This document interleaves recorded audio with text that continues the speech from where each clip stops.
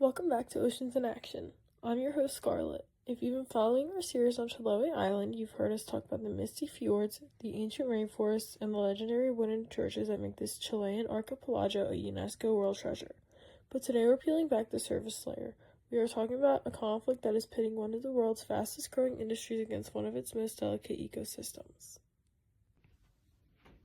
It's a classic environmental paradox, Scarlett. Chile is the world's second largest producer of salmon, and Chile is the epicenter of that industry. It brings in billions of dollars, but as a marine biologist, I see a system that is pushing the ocean past its carrying capacity. We're looking at a fundamental shift in the marine food web.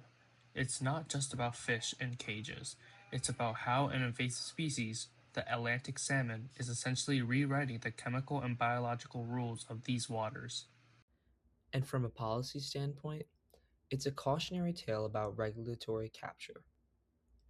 We have an industry that's grown so large and so powerful that it often dictates the very laws meant to govern it. It's the tragedy of the commons playing out in real time. For the world, this is a business. For those of us that live in the Palafitos, our traditional stilt houses, and harvest the sea, it's a slow-motion disaster. We are watching our home be turned into an industrial sewer. Let's get into the struggle section of our AP project. Sehaj, let's talk about abiotic factors. What exactly is happening to the water chemistry inside those massive circular pens? It's a density problem. Imagine millions of fish in high-density pens. Each of those fish produces metabolic waste. Tons of nitrogen and phosphorus from both fecal matter and uneaten feed rain down onto the seafloor every single day. This is what we call a benthic desert, where the sediment becomes so toxic and oxygen-depleted that nothing can even live in it.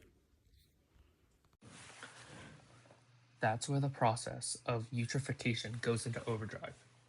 This nutrient overload triggers massive algal blooms or red tides. These aren't just a nuisance, they are toxic biological events. When the algae eventually dies, they sink and are broken down by aerobatic bacteria. That decomposition consumes nearly all the dissolved oxygen in the water column. And that leads to hypoxia? Exactly. We call them dead zones. In 2016, this reached a breaking point in Chile. We saw a massive mortality event where thousands of tons of salmon suffocated in their own pens because the water literally ran out of oxygen. And the industry's response was a slap in the face to our community. They took those rotting, decaying fish, nearly 9,000 tons of them, and dumped them into the open ocean. We saw thousands of dead birds, crabs, and mollusks washing up on our shores for months. The smell of death hung over the island, and our local fishing economy was paralyzed for an entire season.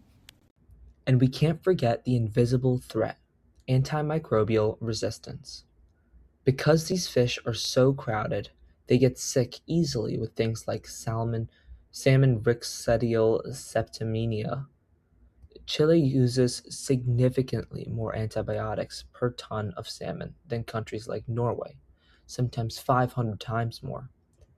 Those chemicals leach into the water and settle in the sediment. We are essentially breeding superbugs in the inner sea that could eventually affect human health and the entire oceanic food chain. Krithik, you've been analyzing the governance side. Chiloé didn't always look like this. How did we get to a point where industrial farms are literally choking the bays? It's a perfect storm of economic incentives and weak oversight. The global demand for cheap salmon is insatiable. The industry expanded so rapidly that the Chilean government's regulatory bodies couldn't keep up. There is a massive lack of transparency. Companies are often allowed to self-report their environmental impact, which is like letting a student grade their own final exam. And how does climate change play into this? It's an accelerant. Our ocean temperatures are rising. Warmer waters holds less dissolved oxygen. So when you add the industrial waste from the salmon farms to an already warming ocean, you're essentially suffocating the ecosystem from two sides.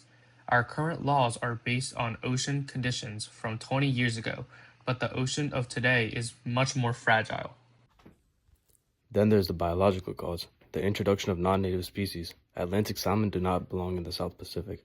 When they escape during storms, and they escape by the millions, they become aggressive, invasive predators.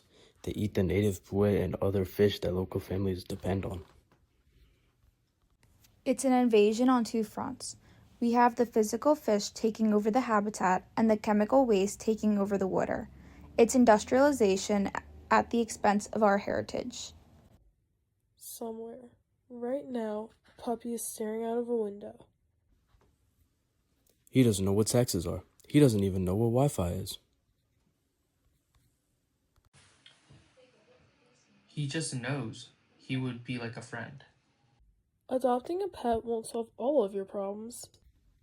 But it will give you someone who thinks you're the most important person in the world. Even when you look terrible in the morning. Dogs, cats, even a tiny hamster who's playing on its wheel. They're all waiting for someone to take them home. And honestly, they're way better than humans. Adopt. Don't shop. Give them a home. And gain a best friend who will absolutely judge your snack choices. Adopt a pet. Your couch was never safe anyways. We can't just talk about the struggle. Our goal is to promote sustainability. How do we turn this around before the inner sea becomes a permanent dead zone? It starts with Integrated Coastal Zone Management, or ICZM. We need a bottom-up approach. Local communities and indigenous groups should have the legal right to designate no-go zones for industrial farming, protecting our most sensitive wetlands and shellfish breeding grounds. From a technical perspective, we have to move towards RAS, or a Recirculating Aquaculture System. This means moving the fish out of the ocean and into land-based tanks. On land, you can filter the waste, capture the phosphorus for fertilizer, and completely eliminate the risk of escape. It's more expensive, but it's the only way to be truly sustainable. We also need stronger regulation and independent monitoring. We need real-time public sensors in every bay that measure oxygen levels and antibiotic runoff. If a farm exceeds the ecosystem's carrying capacity, their license should be revoked.